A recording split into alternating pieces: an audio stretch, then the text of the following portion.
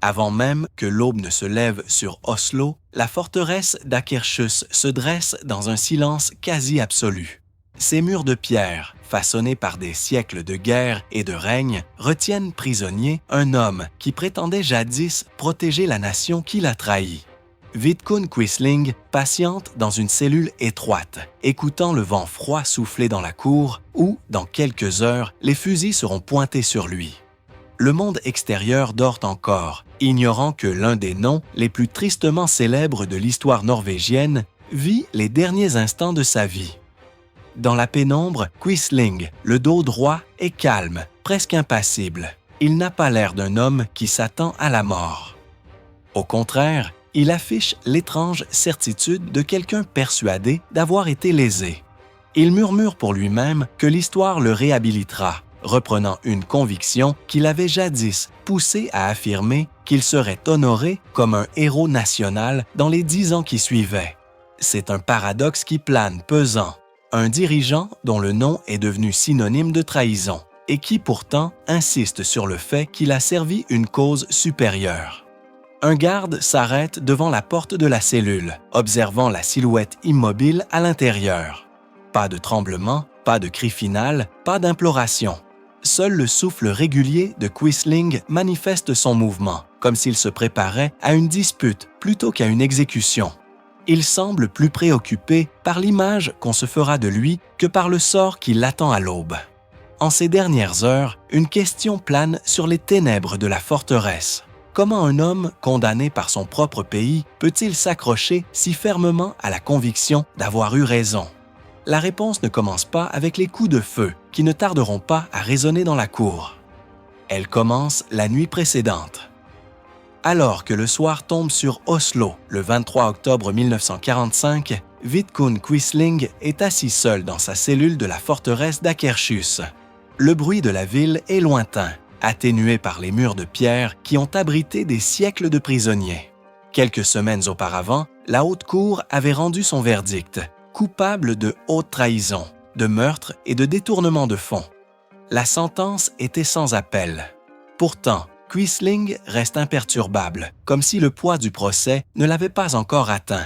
Il ne se comporte pas comme un condamné, mais comme quelqu'un persuadé que les juges ont mal interprété l'histoire. Tout au long de la soirée, il repasse en revue les arguments qu'il a présentés lors de son procès, d'août à septembre. Il parle parfois à voix haute, répétant les phrases qu'il avait jadis prononcées devant le tribunal. Il répète que sa collaboration avec l'Allemagne nazie n'était pas une trahison, mais une défense stratégique contre la menace bolchevique. Il insiste sur le fait qu'il a agi pour protéger la Norvège, que ses décisions ont épargné au pays un contrôle allemand plus sévère. Ces affirmations, rejetées par les juges et largement condamnées par l'opinion publique, continuent d'orienter sa réflexion. Son avocat, Henrik Berg, vient le rencontrer une dernière fois. Berg trouve Quisling calme, peut-être même trop, parlant avec une assurance qui paraît étrangement déplacée. Il n'y a pas d'aveu de culpabilité, pas un instant de regret. Au contraire, Quisling répète une prédiction antérieure, que d'ici 10 ans, les Norvégiens le comprendront, voire l'honoreront. Berg écoute, conscient que toute chance de clémence est depuis longtemps passée. À l'extérieur de la cellule, les officiels se déplacent discrètement. L'ordre d'exécution a été confirmé, mais son heure reste cachée à Quisling. À l'approche de minuit, le silence se fait dans la forteresse. La procédure légale est terminée. Pourtant, l'homme au cœur de tout cela continue de croire qu'il sera innocenté. Alors que la nuit s'épaissit autour de la forteresse d'Akershus, le destin tragique de Quisling se dessine. Le gouvernement norvégien a opté pour le secret autour de l'ordre d'exécution, craignant que sa divulgation n'attire les foules ou ne provoque des troubles. Seule une poignée de fonctionnaires savent quand la sentence sera exécutée. Quisling, lui, l'ignore. Il sent la fin approcher, mais le moment précis lui est caché, rendant chaque minute qui passe d'autant plus pesante. Plus tôt dans la soirée, il avait demandé à voir sa femme, Maria, une dernière fois. Sa requête fut refusée. Maria avait déjà lancé un ultime appel à la clémence auprès du roi Håkon VII. mais il avait été rejeté sans hésitation. La guerre, ses traumatismes et les souffrances infligées sous le règne de Quisling n'avaient pas laissé aucune place à la miséricorde. À présent, dans la forteresse où il avait jadis exercé le pouvoir en tant que ministre fantoche, il ne lui restait que ses pensées. Seul dans sa cellule, il rédige de courtes notes, relisant ce qui, il en est convaincu, justifiera un jour ses actes. Il répète, comme il l'a fait à maintes reprises, qu'il n'a enrichi personne et qu'il a agi uniquement pour la préservation de la Norvège. Pourtant, les dossiers judiciaires et les preuves présentées lors de son procès contredisent ces affirmations. Malgré tout, il écrit avec assurance, certain d'avoir été mal compris. Les gardiens qui l'observent remarquent son calme inhabituel. Aucune peur visible, aucun effondrement, aucun des signes qu'ils ont pu observer chez d'autres condamnés. Au contraire, Quisling affiche un détachement presque palpable, comme s'il contemplait la fin d'une vie. À l'approche de minuit, la tension monte. Quisling commence à comprendre que sa vie et sa version de l'histoire convergent vers un même point.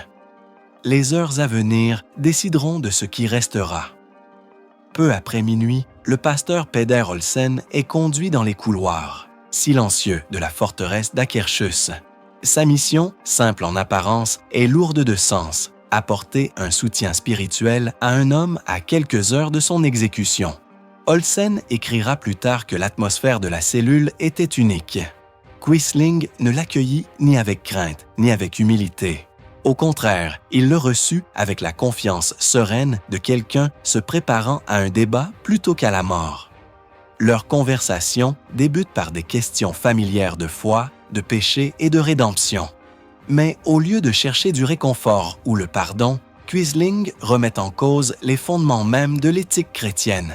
Il soutient que ses choix durant la guerre n'étaient pas des actes de trahison, mais des décisions prises pour le bien commun.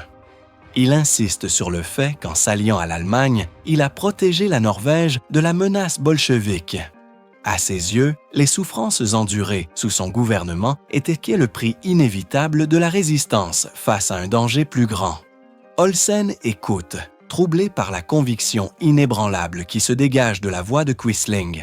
Tous deux sont issus de familles ayant des liens étroits avec le clergé. Pourtant, leur conception de la morale est diamétralement opposée. Olsen perçoit quelque chose d'inquiétant, un mélange de charisme et de détachement qui rend difficile de réfuter totalement la certitude de Quisling, même en connaissant les ravages causés par son règne. Durant le procès, les psychiatres avaient relevé chez lui des traits suggérant une perception altérée de la réalité. Pourtant, ici, dans le silence de la forteresse, Quisling parle clairement, logiquement et sans hésitation.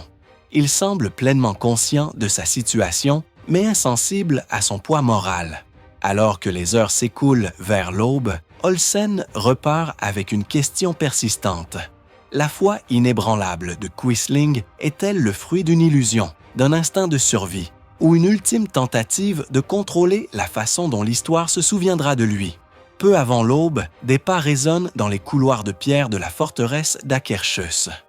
Les gardes arrivent à la cellule de Quisling sans cérémonie, ouvrant la porte pour signaler que l'heure est venue. Il se lève silencieusement, se redressant comme s'il se préparait à un rendez-vous officiel plutôt qu'à une exécution. L'air froid l'enveloppe lorsqu'il pénètre dans le couloir, avançant entre les gardes d'un pas assuré et déterminé. Dehors, la cour est plongée dans l'obscurité. Cette forteresse, jadis siège de rois médiévaux et symbole de la défense nationale, devient le théâtre de l'acte final du plus tristement célèbre collaborateur de la Norvège. Le givre recouvre le sol. L'air est immobile.